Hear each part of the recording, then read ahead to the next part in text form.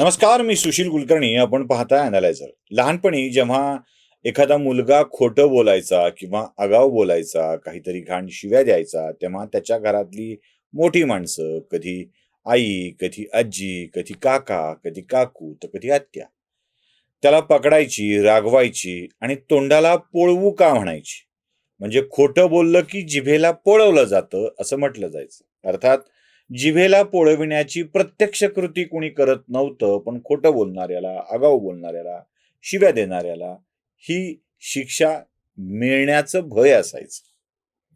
त्यामुळं खोटं बोलताना जिभेला चटका बसेल ही जाणीव असायची आणि म्हणून त्या चटका बसण्याच्या भीतीने खरं बोलायला लागायचे आणि मग हळूहळू ती सवय असायची की वाईट बोलू नये, म्हणजे उगाच शिव्या देऊ नयेत. आजकाल अशी भीती घालण्यापेक्षा प्रत्यक्ष जिभेला चटका देण्याची वेळ आली आहे. म्हणजे फिजिकली त्याच्या जिभेला चटका देण्याची गरज नाही आहे. पण कोणीतरी त्यांना अशी शिक्षा दिली पाहिजे की जी त्यांच्या बोलण्यावर लगाम घालू शकेल. आता आई, आत्या, आजी ही नाती चटका देणं शक्य नाही आणि असा जिभेला चटका देणं ही अमानवीय कृती ठरेल. म्हणून आता ती जबाबदारी कायद्यावर दिलेली आहे. कायद्यानेच यांच्या जिभेला लगाम घालण्याची, वेसन घालण्याची गरज निर्माण झालेली आहे. संविधानानं बोलण्याचं स्वातंत्र्य दिलं आहे, म्हणजे तो स्वैराचाराचं स्वातंत्र्य दिलं आहे असं अजिबात होत नाही.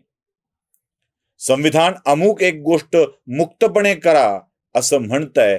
मुक्तपणे या शब्दाला मोकाटपणे जे घेतात त्यांना तशी शिक्षा देण्याची आवश्यकता निर्माण झालेली आहे. बोलणाऱ्यानं बोलत जावं, सहन करणाऱ्यानं करत जावं आणि या बोलण्यावर जर कोणी व्यक्त होणार असेल तर त्याला मात्र कायद्याचा धाक दाखवावा, अशा प्रकारची एक वाईट पद्धत आपल्याकडं रूढ झाली आहे. होय, मी बोलतोय शिवसेनेच्या नेत्यांच्या विषयी. शिवसेनेच्या नेत्यांच्याकडून, शिवसेना म्हणजे शिवसेना उभाठा, उद्धव बाळासाहेब ठाकरे गटाकडून जिभेला लगामच राहिला नाही. बरं, व्यक्तीच्या विरोधातले केले गेलेले विषय मला एक वेळेला मान्य होतील. मला काय, सगळ्यालाच मान्य होतील. म्हणजे आपण राजकीय दृष्ट्या एखाद्यावरती टीका करतो, मग ती व्यक्तिगत केलेली टीका समजू शकतो. एखाद्या व्यक्तीला काही बोललं, म्हणजे संजय राऊतांना तर सवयच आहे. ते कंगनाला हरामखोर म्हणतात, कुणाला नॉटी म्हणतात, कुणाला ते सिलेंडरवाली म्हणतात. अगदी खालच्या दर्जाच्या वाक्यांचा उपयोग करून, शब्दांचा उपयोग करून ते टीका करत आलेले आहेत. मला ते त्यांच्या शिव्या घालण्यावरही आक्षेप आहे, पण ते व्यक्तिगत होते. पण जेव्हा तुम्ही संविधानानं निर्माण केलेल्या पदाच्या विषयी, संस्थांच्या विषयी असा गैरसमज पसरवून देण्याची वेळ येते, तेव्हा मात्र त्यावर भाष्य करावं लागतं. आजकाल चुनाव आयोग या हिंदी शब्दाला चुना लगाव आयोग असं म्हणण्याची नवी पद्धत रूढ झाली आहे. निवडणूक आयोग ही या देशातली संवैधानिक संस्था आहे आणि या संस्थेवर जर मोकाटपणे कोणी आरोप करत असेल तर त्या जिभेला लगाम घालायलाच हवा, तिथे चटका द्यायलाच हवा, भलेही तो चटका कायद्याचा असेल. संजय राऊतांनी तर ताळतंत्र सोडलंय. ताळतंत्र, वय, अनुभव या सगळ्याचा विचार कुठेतरी व्हायला हवा. भगतसिंह कोश्यारी हे संजय राऊतांच्या पित्याच्या वयाचे असतील. अर्थात पित्याला या शब्दाचा अर्थ जरा जो घ्यायचा आहे तो घ्यावा. पित्याला पित्याचं स्थान काय करणार. म्हणजे जसा खाता असतो, जसा धुता असतो हात ना, जसा जेवता हात असतो, तसा पिता असतो. त्याला पित्याचं महत्व काय करणार. भगतसिंह कोश्यारी महाराष्ट्राच्या राज्यपाल पदावर आरूढ झालेलं व्यक्तिमत्व. त्यांच्याविषयी शब्दांचा वापर करताना नीटच केला पाहिजे. नीटच केला पाहिजे. कारण जर काही लोक तुमचे आदरस्थान असतील तर भगतसिंह कोश्यारी यांच्याविषयी आदर असलेली असंख्य मंडळी देखील आहेत. जसा तुमच्या आदरस्थानाविषयी नीट शब्दांचा वापर व्हावा असं तुम्हाला वाटतं, म्हणजे त्या केतकी चितळेनं एखादी कविता नाव न घेता काय लिहावी आणि तिच्यावर केसेस काय दाखल व्हाव्यात. नाव न घेता लिहिलेली कविता, ती तोंडाचा फवारावाली. जसं तुमचे आदरस्थान असतात ना, तसे इतरांचे पण असतात. राज्यपाल पदावर बसलेल्या माणसांच्या विषयी भाषा कोणती वापरावी? बदमाश, लफंगा ही शब्द ऐका संजय राऊतांच्या तोंडून. विधानसभा अध्यक्षपदाची निवडणूक आम्हाला घेऊ दिली नाही नाना पटोले यांच्या राजीनाम्यानंतर. ती सशक्य होतं, बहुमताचं सरकार होतं, पण या बदमाश राज्यपालानं हा जो एक लफंगा राज्यपाल बसवला होता त्यानं आम्हाला ती निवडणूक होऊ दिली नाही. त्यासाठी त्यांना दिल्लीचे आदेश होते. ऐकलीत? हे ऐकल्यावर संजय राऊतांच्या जिभेला लगाम घातला पाहिजे असं आपल्याला वाटत नाही का? ही बुद्धिहीनतेचं लक्षण आहे. बुद्धी भ्रमिष्ट झाली आहे म्हणून बेताल बडबड सुरू आहे. म्हणजे वेडी झालेली माणसं बेताल बडबड करत असतात. असं आहे की जाणीवपूर्वक उन्माद दाखविण्यासाठी.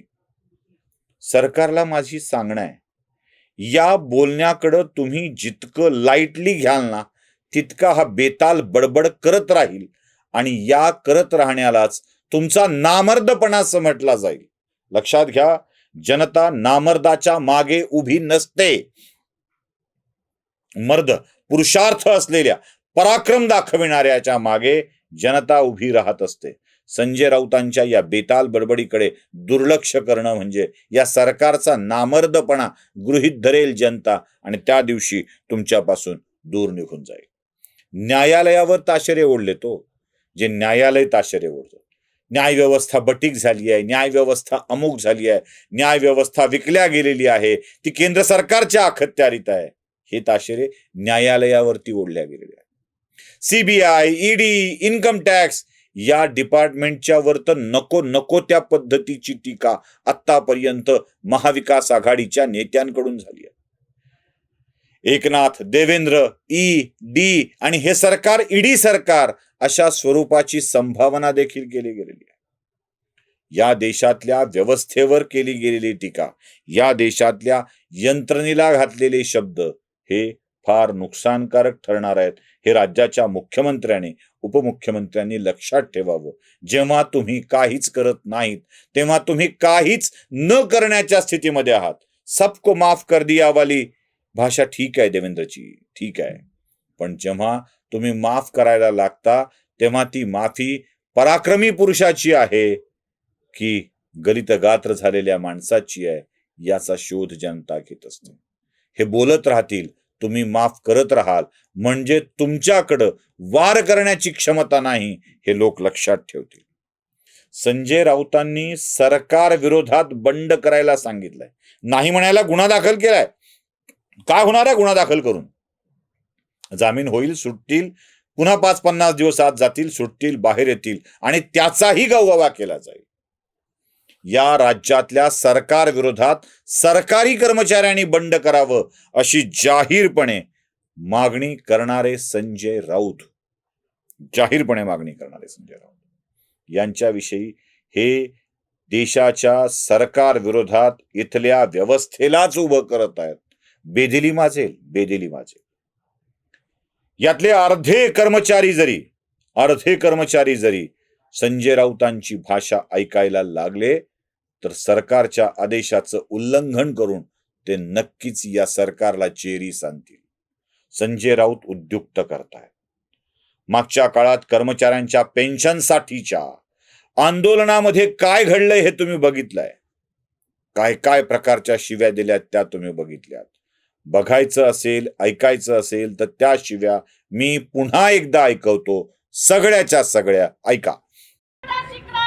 मोदी बसला डुकरावर, मोदी बसला डुकरावर.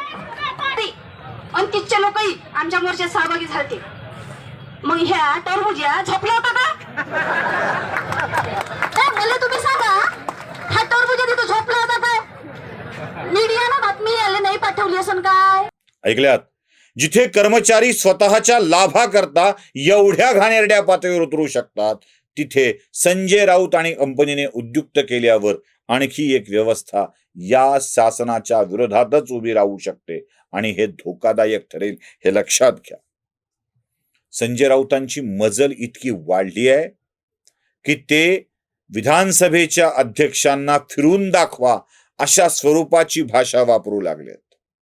विधानसभेच्या अध्यक्षांना, कायदेमंडळाच्या प्रमुखाच्या सोबत ही भाषा वापरतात.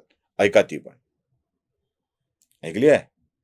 मग अशा वेळेला लोकांना उचकविणारे संजय राऊत, बंड माजविणारे संजय राऊत, बेदिली माजविणाऱ्या संजय राऊतांच्या जिभेला काहीतरी लगाम घालायलाच हवा की. आमच्या वेळी आम्ही खोटं बोलल्यावर जिभेला चटका देऊ का म्हणणारी आई, आजी, आत्या, काका, काकू सगळे होते. यांना सुद्धा अशा स्वरूपाचा चटका देण्याची वेळ आली आहे असं सरकारला वाटत नाही का? आणि नसेल तर लोकांचा तुमच्यावरचा विश्वास उडून जाईल. कायद्याची ताकद यांना दाखवावीच लागेल. व्हिडिओ आवडला असेल लाईक करा, शेअर करा, सबस्क्राईब करा आणि देवेंद्रजींना कळवा की यावर कारवाई झालीच पाहिजे. नमस्कार.